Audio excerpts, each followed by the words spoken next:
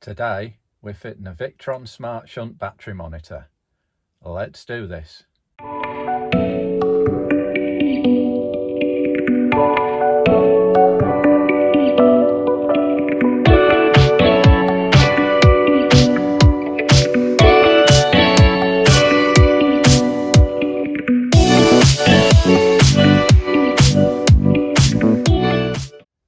So welcome back to the channel. So what I'm going to do today is fit a Victron Smart Shunt, and this is it in the box here, so I'll show you what we've got. This was about £107 off Amazon. It's a Bluetooth version, so it actually connects to your phone to an app, which saves you having to put an external dial on. So it makes them a little bit cheaper than the other ones, and I didn't want to be bothered with running cables everywhere to put it up near the original monitors, so I'll just be doing it by my phone. So this is the Smart Shunt.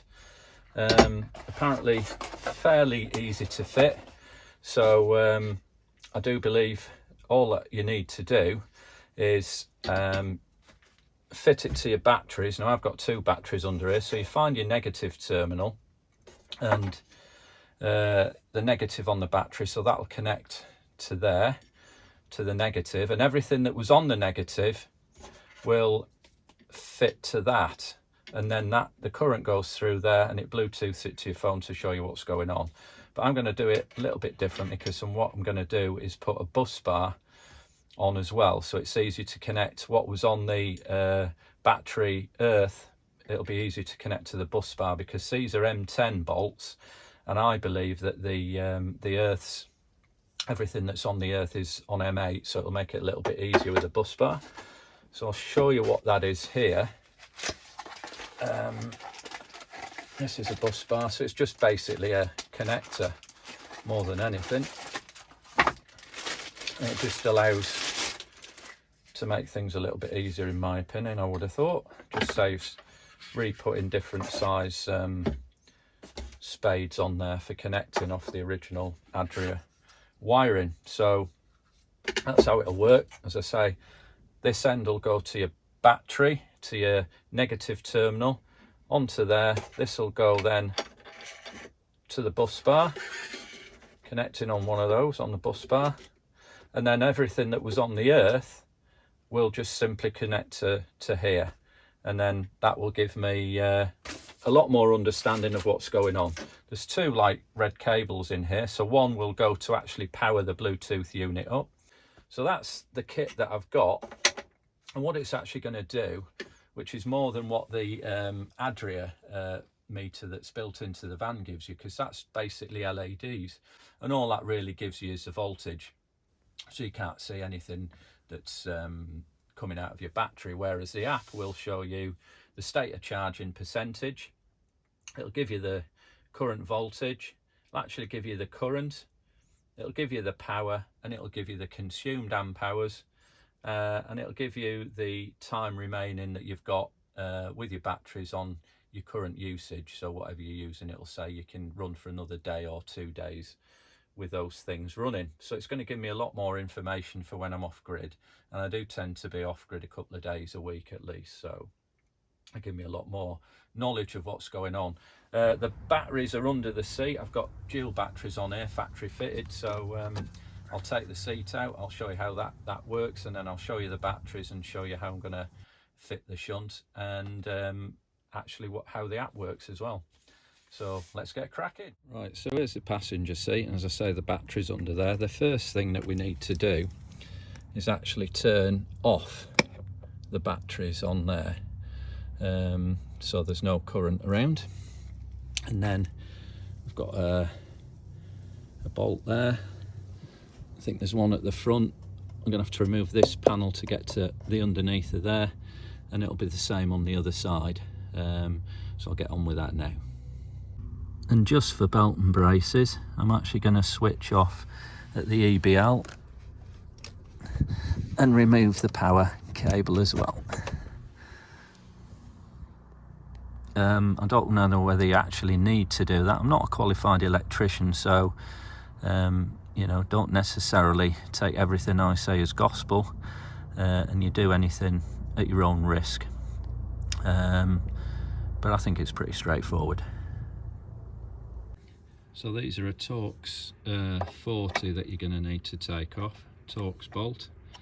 And there's 2 at the front and then 4 at the back. And then there's a bolt under there as well, which is why you've got to take this bit off to get under there to release that one. And I think that's a 13mm, but I'm not 100% sure, but we'll have a look. So this is what we see when we've got the seat off, and yeah, they are 100 AH batteries, and I'm assuming that that will be the negative to connect to. I'll test it with a multimeter, but that's the positive, which then goes through to that positive, which connects the 2 batteries together. And that negative has only got 1 lead coming off it, whereas that one has got quite a few, 3 or 4 off that one. So that'll be the battery negative to earth, which is where I need to connect the shunt to. So we'll crack on with that now.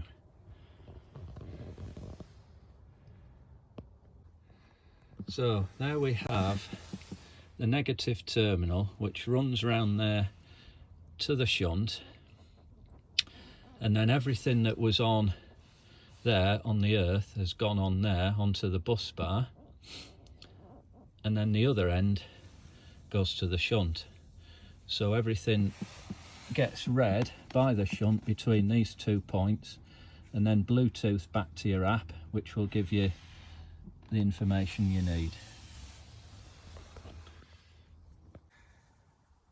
So the last job, I'm going to connect up the starter battery with that supplied lead, accessories lead, and there's an accessories slot on the shunt, and the starter battery's under there, so I'm going to feed the wire under there so it's out of the way, and that's just a little bonus that I'll be able to monitor the starter battery as well. So I'll get on with that now.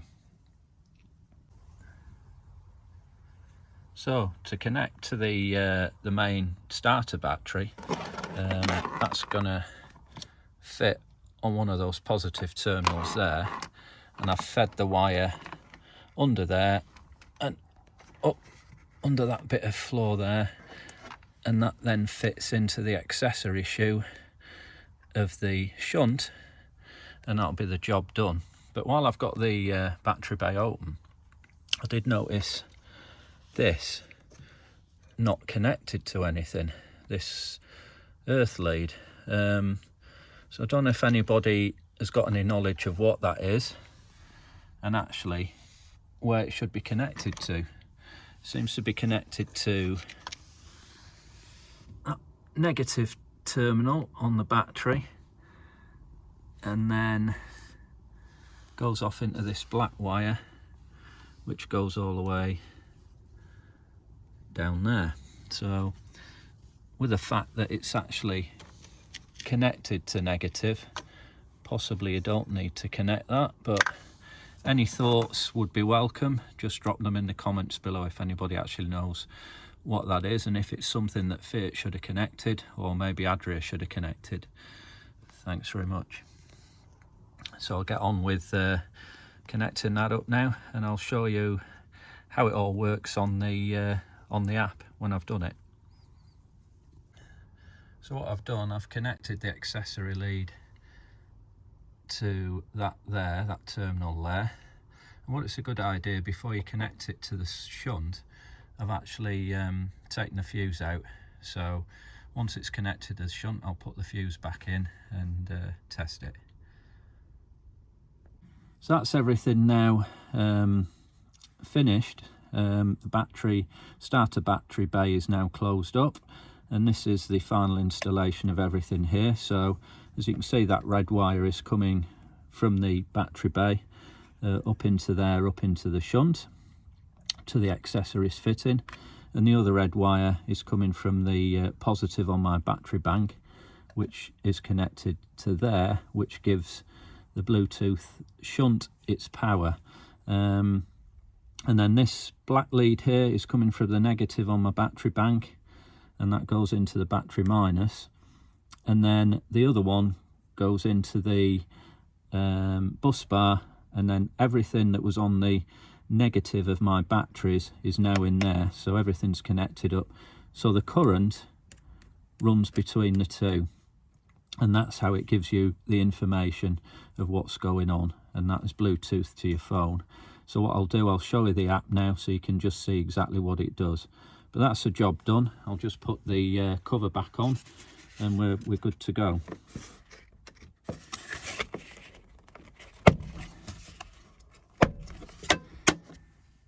So I'll show you the app now.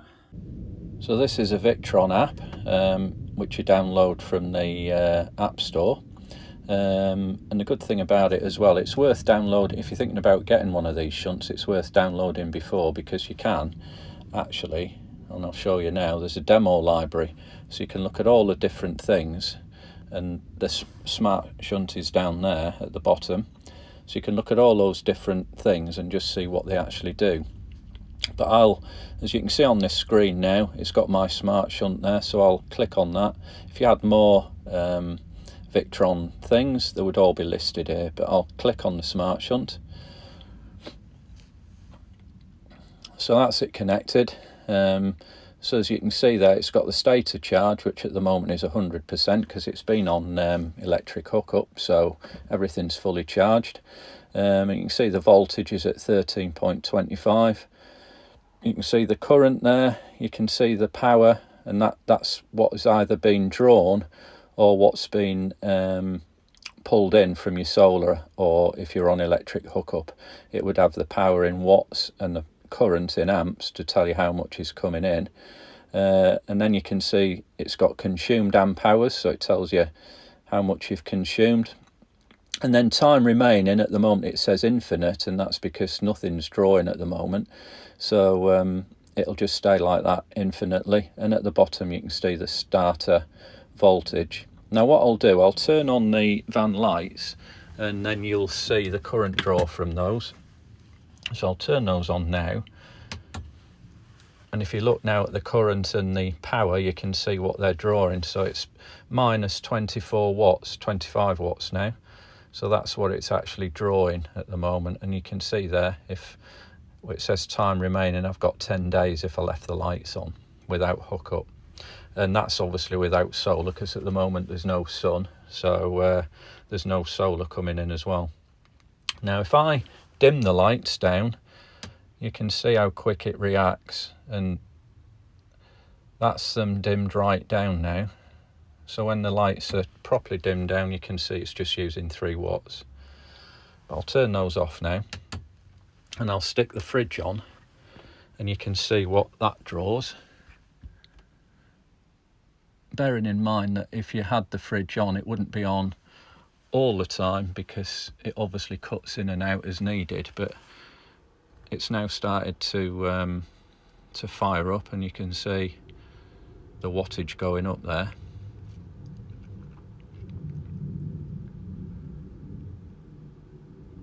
So that's cooling it down now, and as you can see, it's not drawing a massive amount, 22 watts, which isn't too bad for the fridge really, the compressor fridge. And as you can see, the days have gone down now to 7 days, obviously because we've got that draw.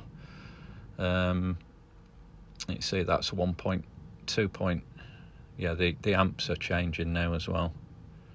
And I'll just stick the TV on as well and see what that extra that actually draws off. Find the remote. So that's the TV now going on.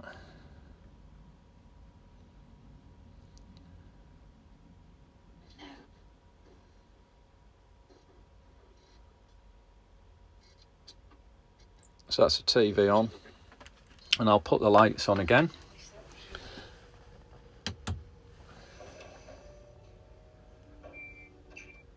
So we've now got the TV on,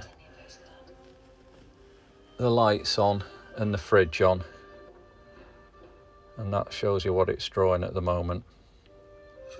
So if I didn't have any solar, you're looking at about 2 days at the moment. But if I now go and turn on the electric hookup, you'll see the difference. So I shall go and turn on hookup now.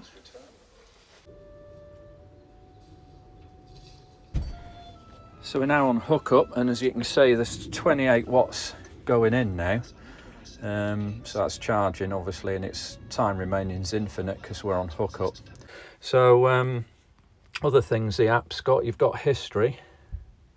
So that'll tell you what your deepest discharge is. And my deepest so far is -1 amp hour. That's the deepest discharge, and I've drained 2 amp hours just messing around with it really. Obviously that'll change when I go out on the road and I'm off grid. You can see trends on there. Also down at the bottom, minimum battery voltage and maximum battery voltage. Time since last full charge, 25 minutes. As I said, I'd had it on hookup. So, and you've also got trends on there, so that'll give you how your battery's performing, and there's things you can change on there, so you can select really what you want. Different things on that side you can select, so there's a lot of information there that you can use. So pretty good really. So that's the app. As I say, I'd recommend downloading it and just going onto the device list and demo library, and then going on to the smart shunt. So this is the demo one. You can mess around with that and play around with it as to your heart's content, just to see what it does. So I hope you found the video useful. If you did, then please consider subscribing and liking the video. I'm going to do some more stuff. What I'm going to do, one of my next videos actually, is talk about this, which I've purchased, which is one of the safe fill gas bottles. And I've got this because it's going to be something that I can fill. It's plastic, so it's lightweight. I don't know, composite material. You can actually see how much gas is in. And also you can fill it up at the pump, so I've got a 13 kg bottle in at the moment, and that cost me £45 on an exchange. And with gas going up, I thought it's just getting too expensive. So I got this 10 kg, and to refill one of these costs £17. So you can see the difference really in the cost saving. And as I go off grid and I use the heating in winter, this is going to be a better option for me. So we'll talk about that, and I'll show you how it fills up and all that good stuff and how it installs. And I've also got a leak detector I've fitted in the back as well, so I'll show you that as well. So please subscribe for future videos, and hopefully see you on the next one. So cheers for now. Bye bye.